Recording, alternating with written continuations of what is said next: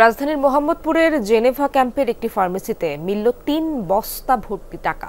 Police জানায়, বিপুল পরিমাণে নগদ টাকা গচ্ছিত রাখা হয়েছিল ঈদে মাদক কেনাবেচার জন্য। টাকাগুলো জেনেভা ক্যাম্পের শীর্ষ মাদক কারবারি বুনিয়া সোহেলের বলে জানিয়েছে যৌথ বাহিনী। বুধবার রাতে এই অভিযান চালিয়ে উদ্ধার করা হয় ৩ বস্তা টাকা। শ্রীলঙ্কা আবারও রপ্তানিতে শীর্ষে।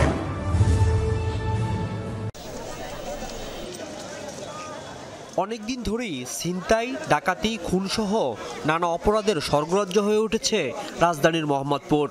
ঈদ ঘিরে রয়েছে অপরাধীদের সক্রিয় হয়ে ওঠার শঙ্কা। গোপন সংবাদের ভিত্তিতে বুধবার রাতে মোহাম্মদপুরের জেনেভা ক্যাম্পে অভিযানে নামে যৌথ বাহিনী। অভিযান পরিচালনা করি আনুমানিক রাত 9:15টায়। মাদকের হটস্পট হিসেবে পরিচিত পুরো ক্যাম্পটি ঘিরে ফেলে আইনশৃঙ্খলা বাহিনী। এ সময় একটি ফার্মেসি থেকে 3টি বস্তা উদ্ধার করা হয়। বস্তা খুলতেই চক্ষু চড়ক গাছ। জিজ্ঞাসাবাদে দোকানদার ইসাক জানান, ক্যাম্পটির শীর্ষ মাদক কারবারি বুনিয়া সোহেল ভয় দেখিয়ে 3টি বস্তা রেখে যান তার ফার্মেসিতে।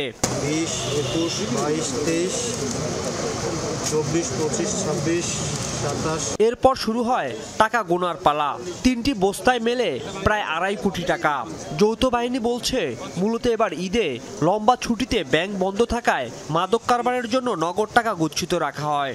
আপনারা দেখেছেন 2,45,02,520 টাকা আনুমানিক এটা উদ্ধার করতে সক্ষম হয়েছি। ঈদে যেহেতু ব্যাংক বন্ধ থাকবে, তো এই কারণে তারা এই টাকাটা মাদক কেনা বেচার জন্য এনেছিল। আমরা যাকে ধরেছি দোকানদার, ওষুধের দোকানদার, উনি বলেছেন যে এটা বুনিয়া সোহেলের টাকা।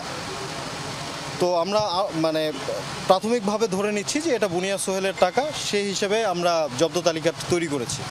এদিকে অভিযানে বিভিন্ন ধরনের মাদকসহ কয়েকজনকে আটক করেছে যৌথ বাহিনী। ঈদে অপরাধ ঠেকাতে এ ধরনের অভিযান অব্যাহত রাখার কথাও জানান কর্মকর্তারা। মাদক এবং সন্ত্রাস কার্যক্রম আপনারা কিছুদিন আগে দেখেছেন যে মোহাম্মদপুরে 2 গ্রুপের মধ্যে সংঘর্ষ বা এইসব নিয়ে আমরা পর্যালোচনা করেই আমরা এরকম একটা বড় অপারেশন করার প্ল্যান করেছিলাম। গত বছরের অক্টোবরে বুনিয়া সোহেলকে সিলেট থেকে গ্রেপ্তার করেছিল র্যাব। তার অবস্থান সম্পর্কে নিশ্চিত নয় আইনশৃঙ্খলা রক্ষা বাহিনী। রাজীব আহমেদ, যমুনা নিউজ, ঢাকা।